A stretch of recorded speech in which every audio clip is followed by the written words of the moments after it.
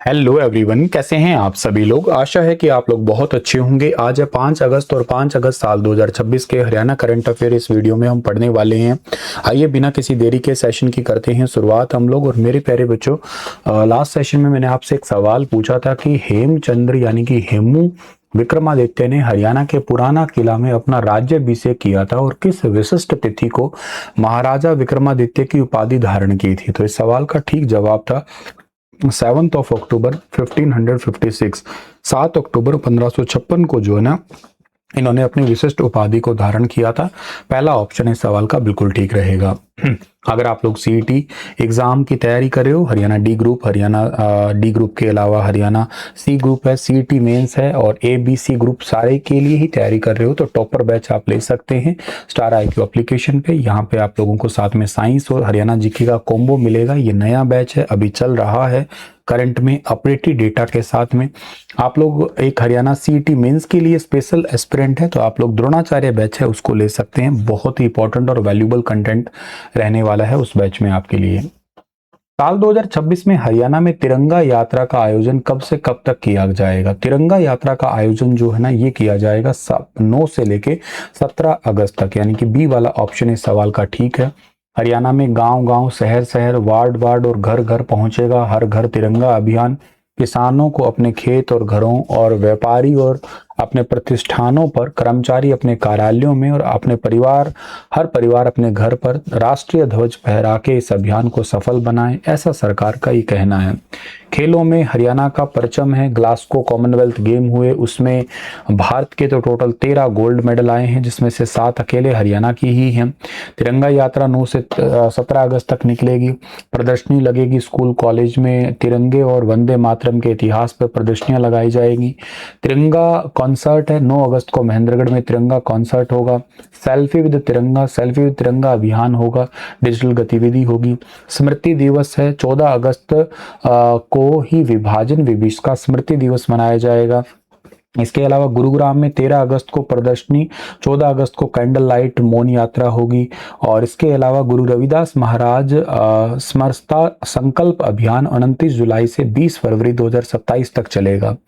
इस यात्रा में 5 अक्टूबर से 5 नवंबर 2026 तक डेरा सचखंड से वाराणसी की यात्रा निकलेगी गुरु रविदास महाराज स्मरता यात्रा के नाम से।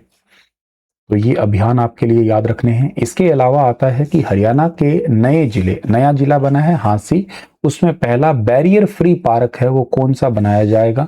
तो ये बनाया जाएगा आपका महात्मा ज्योतिबा फुले पार्क के नाम से। हरियाणा का पहला बैरियर फ्री पार्क होगा, हांसी के अंदर है। एक तो पॉइंट ये भी याद रखना है आपको। दूसरी बात है, इसके लिए बजट है लगभग 45 लाख रुपए का बजट रखा गया है। बैरियर फ्री का मतलब है व्हील चेयर के अनुकूल रैंप है।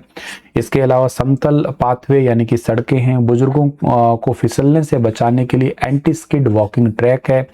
दिव्यांग बच्चों के लिए विशेष डिजाइन किए गए झूले और खेल सामग्री है। व्हील चेयर फ्रेंडली सुलभ शौचालय भी यहाँ पे रहने वाले हैं। ये हांसी जिला है, उसका ड्राफ्ट तैयार किया गया था 12 दिसंबर 2025 को और इसकी घोषणा हुई थी 16 दिसंबर 2025 को इसकी घोषणा हुई थी। हरियाणा में एक हांसी में ही विजय रैली के दौरान मुख्यमंत्री जी ने घोषणा की थी, नायब सिंह सैनी ने। 19 दिसंबर 2025 को ये हरियाणा का नया जिला बना है और 22 दिसंबर को इसकी नोटिफिकेशन आई है, न्यूज़पेपर नोटिफिकेशन आई है। जिला कब बना पूछा जाए तो 19 दिसंबर ही बताना है आपको। ऑप्शन में ना मिले तो भले ही ये बताओ, बाकी इसी तारीख को जो है ना न्यूज़पेपर नोटिफिकेशन था ये 22 दिसंबर की। तो हरियाणा का 23वां जिला बना है, हिसार से अलग होके बना है। हिसार का चौथा बंटवारा हुआ है ये। इससे पहले हिसार का एक भिवानी बंटवारा हुआ था 1972 में। उसके बाद 1975 के अंदर बना था सिरसा, फिर 1997 के अंदर बना था फतेहाबाद और अब 2025 में बन गया है हांसी। ठीक है, अब हिसार हरियाणा का सबसे पहले नंबर पे बड़ा जिला सिरसा, 2 पे हिसार होता था, अब 2 नंबर पे भिवानी जिला आ गया है। ध्यान रखना आप लोग, हिसार में से कट चुका है ना ये। पहले हिसार में विधानसभा सीटें सबसे ज्यादा हुआ करती थी, 7 हुआ करती थी, लेकिन अब ज्यादा में हिसार नहीं रहा है क्योंकि 2 दो है, हिसार और नारनौद, वो दोनों किस में आ गए हैं सर, वो हांसी डिस्ट्रिक्ट के पार्ट बन चुके हैं अभी।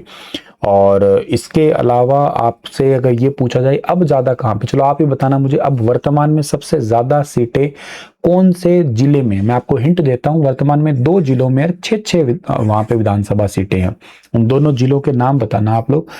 और इसके अलावा हांसी वो जिला बन गया है जिसकी सीमा भी अब किसी अन्य राज्य के साथ नहीं लगती है, पहले अकेला रोहतक और दादरी ही था, अब हांसी भी उसमें इंक्लूड है। हांसी में कोई भी रिजर्व सीट भी नहीं है, ये ध्यान रखना आप लोग। वैसे ये सबसे कम जनसंख्या वाला भी है, पर 2011 में ये जिला शामिल नहीं था, तो ये अलग से याद करने का नीड नहीं है, क्योंकि फरवरी 2027 को ज्यादा दूर नहीं है, तब तक रिजल्ट आ ही जाएगा, नई जनसंख्या का आंकड़े आ ही जाएंगे, तब हमें वो डेटा ही इंपॉर्टेंट है। बाकी उससे पहले कोई पेपर होता है तो पंचकुला याद रखना 2011 के अनुसार पूछे तो, हाँ फिर हाल ही में नया जिला बना और ऐसे करके कोई क्वेश्चन पूछा गया तो बात अलग आती है आपकी, ठीक है। और आगे बढ़ते हैं हम लोग, अगला जो सवाल आता है हमारे पास में, हरियाणा सरकार की निशुल्क होम स्टे ट्रेनिंग के लिए पात्र युवाओं की उम्र सीमा क्या है, तो 15 से 29 साल की उम्र सीमा है। इस योजना का टारगेट है कि युवा मतलब स्वरोजगार बढ़ाना चाहती है सरकार, अपने घरों को ही होम स्टे के रूप में विकसित कर ताकि लोगों को जो ना सरकार ट्रेनिंग दे सके। युवा अधिकारिता एवं उद्यमिता विभाग के अंतर्गत आने वाले कौशल विकास एवं उद्योग प्रशिक्षण विभाग के द्वारा इसका आयोजन किया जाएगा। 15 से 29 साल की उम्र के लिए इसमें युवा पात्र हैं, और एग्जाम में यही तारीख मतलब ये ईयर पूछा जा सकता है। इसके लिए 4 अगस्त से 16 अगस्त के बीच में जो ना आवेदन कर सकते हैं हरियाणा के सभी डिस्ट्रिक्ट के अंदर जिला नोडल ITI में। और इसके अलावा क्वेश्चन ये पूछा जा सकता है कि इस योजना के तहत सरकार जो है ना, जो ट्रेनिंग लेने वालों की संख्या का टारगेट कुछ है नहीं फिक्स, फ्री में ट्रेनिंग दी जाती है, और उसके बाद में अपने घर को प्रॉपर उस तरीके से, जैसे कोई गेस्ट आता है, ये स्टे होम का मतलब यही है कि पहाड़ी जिलों में तो स्पेशली बड़ी काम करती है, अपने घरों के अंदर एक रूम ऐसा सजा लिया जाए जिसके अंदर गेस्ट आके रुक सके, उनको प्रॉपर खाने पीने की प्रॉपर जो है ना ध्यान रखा जा सके, और उससे वो अर्निंग कर सकते हैं। हरियाणा राज्य सूचना आयोग के निर्णय के अनुसार जिला सूचना जो टेक्नोलॉजी डिपार्टमेंट है उससे संबंधित सूचना किस अधिनियम के दायरे में आएगी, तो इसका ठीक आंसर रहेगा सूचना का अधिकार अधिनियम 2005 के दायरे में आएगी ये। हरियाणा राज्य सूचना आयोग ने फैसला दिया है कि जिला सूचना जो डिपार्टमेंट है या DITS कहते हैं उसको, जिला सूचना प्रौद्योगिकी सोसाइटी, अब RTI अधिनियम के दायरे में आएगी। हरियाणा में राज्य सूचना आयुक्त का नाम है डॉक्टर अजय कुमार सूरा, वेरी इंपॉर्टेंट है, ये भी हाल ही में बने थे तो ये इंपॉर्टेंट है। कोई भी DITS खुद को केवल रजिस्टर्ड सोसाइटी बता के सूचना देने के इनकार मतलब सूचना देने से इनकार नहीं कर सकेगी। DITS के अध्यक्ष जिला उपायुक्त यानी कि डेप्यूटी कमिश्नर होते हैं। और एक बात आपको मैं बता देता हूं कि DITS होता क्या है, डिस्ट्रिक्ट इंफॉर्मेशन टेक्नोलॉजी का मतलब है कि सरल के अंदर कॉमन सर्विस सेंटर या ऑनलाइन सरकारी सेवा, कंप्यूटर इंटरनेट और डिजिटल परियोजना का प्रबंधन हुआ, या कर्मचारियों की नियुक्ति या भुगतान, टेंडर, ITI उपकरण का रिकॉर्ड, ये सब कुछ इनके पास ही होता है।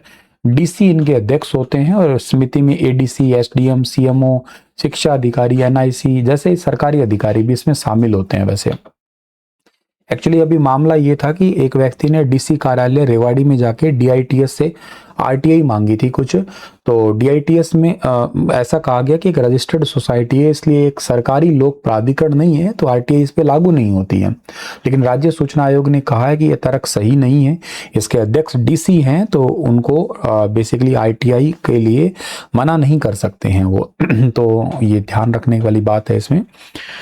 जुलाई 2026 में हरियाणा का कुल GST संग्रहण कितना रहा है, GST कलेक्शन हरियाणा का रहा है 5,135 करोड़ रुपए रहा है, और वर्ष दर वर्ष आधार 28% की वृद्धि है, राष्ट्रीय औसत से ज्यादा है। वैसे ये मतलब हमारी ग्रोथ सबसे आगे है, पहले 4 महीनों में 19,680 करोड़ का पोस्ट सेटलमेंट GST संग्रहण रहा है।